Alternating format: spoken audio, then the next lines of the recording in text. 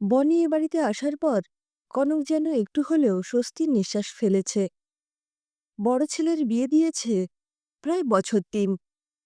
কিন্তু বড় বউ বিউটি বিয়ের প্রথম কয়েক মাস শাশুড়ির সাথে ভালোই ব্যবহার করেছিল। কয়েক মাস পরেই তা আমূল বদলে গেল। আসলে বিউটির বাপের বাড়ি বেশ অবস্থাপন্ন। কনকের বড় ছেলে রজত এক ব্যাংকের ডেপুটি ম্যানেজার। মাইনেপত্র বেশ ভালোই। ছেলে চাকরি পেতে কনক যেন হাঁপ ছেড়ে বেঁচেছিল। রজতের বাবা সুবলবাবু একটা প্রাইভেট কোম্পানিতে কেরানির কাজ করতেন। ২ ছেলে নিয়ে বেশ কষ্টেই সংসার চালাতো কনক। তবে ওদের সংসারে পয়সার অভাব থাকলেও সুখের অভাব ছিল না।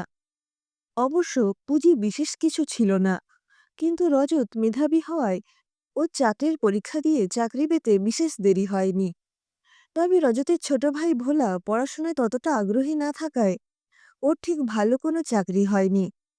রজত চেষ্টা করেনি তা নয়, কিন্তু কোনো পরীক্ষাতেই ভোলা সফল হতে পারেনি।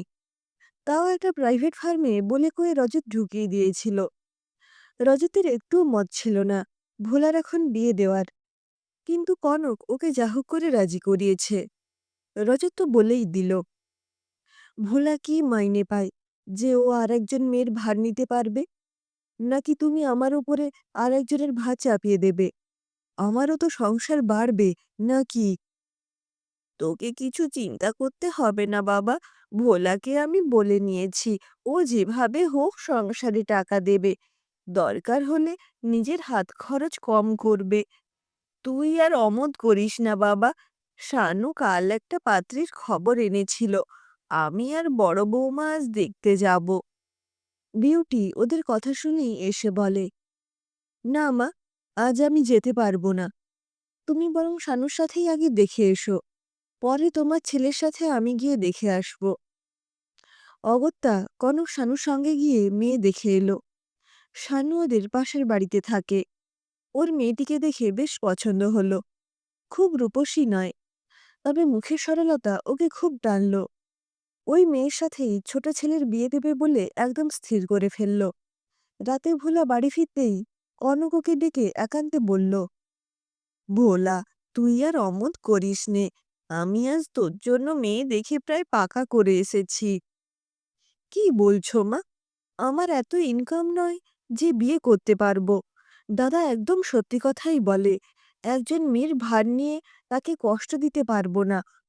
ভোলার কথায় কনক হয়তো কষ্ট পেল, কিন্তু মুখে বলল, তোর যত পাকা পাকা কথা, রাখ তো। তোকে অত চিন্তা করতে হবে না। তোর দাদা একটা অত বড় অফিসার। তুই কেন ভাবছিস এখানে তোর বউয়ের অযত্ন হবে?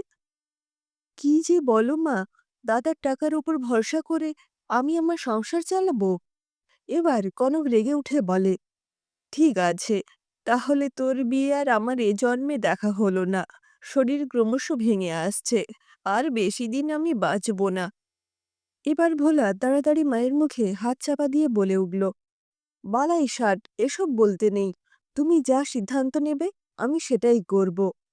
কনক এবার ভোলার পিঠে হাত বুলিয়ে বলে ওঠে, দেখিস ভোলা, তোর বউ খুব খুব ভালো হবে।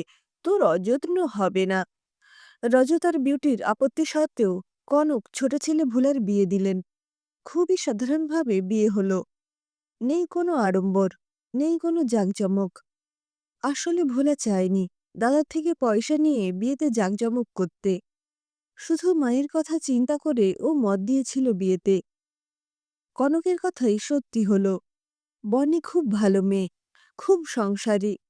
গরিব পরিবার থেকে আসা বনির সাথে খুব একটা মিশতে চাইতো না ধনী পরিবারের বড় বউ বিউটি। যেহেতু স্বামী সংসারের বেশ অনেকটাই ব্যয়ভার বহন করে, তাই বিউটি কোনো কাজই করত না। আমার বর ইচ্ছে করলে ২-৪টে কাজের লোক রেখে দিতে পারে, কিন্তু মায়ের বাইরের লোকের কাজ পছন্দ হয় না, তাই রাখতে পারছে না। কনক এতদিনে বিউটিকে খুব ভালো করে চিনে গেছে, তাই ওর কথায় কোনো উত্তর দেয় না। তবে যখন বনিকে রেগে গিয়ে উল্টোপাল্টা কথা বলে, তখন কনক তার প্রতিবাদ করতে ছাড়ে না। এই নিয়ে রজত অফিস থেকে বাড়ি ফিরলে বিউটি প্রতিদিনই নালিশ করে। পরের দিন সেই নিয়ে রজত খুবই ঝামেলা করে। তবে কনক সত্যি কথাটা বুঝিয়ে বলে আবার বইয়ের দোষ দেখিয়ে দিতে ছাড়ে না। এই নিয়ে মাঝে মাঝে স্বামী স্ত্রীতে খুব ঝগড়া লেগে যায়। প্রতিবার ওদের ঝগড়ার জন্য বনিকেই দায়ী করে বিউটি। বনের কিন্তু তাতে কোনো হেলদোল নেই। ও চুপটি করে ঘরের কাজ করে চলে। সেদিন বনি সবে স্নান সেরে বেরিয়েছে, দেখল বিউটি খুব সেজেগুজে কোথাও বেরোচ্ছে। ওর সাথে চোখাচোখি হতেই বলে উঠল, কি রে, তোরা আজ কোথাও যাবি না?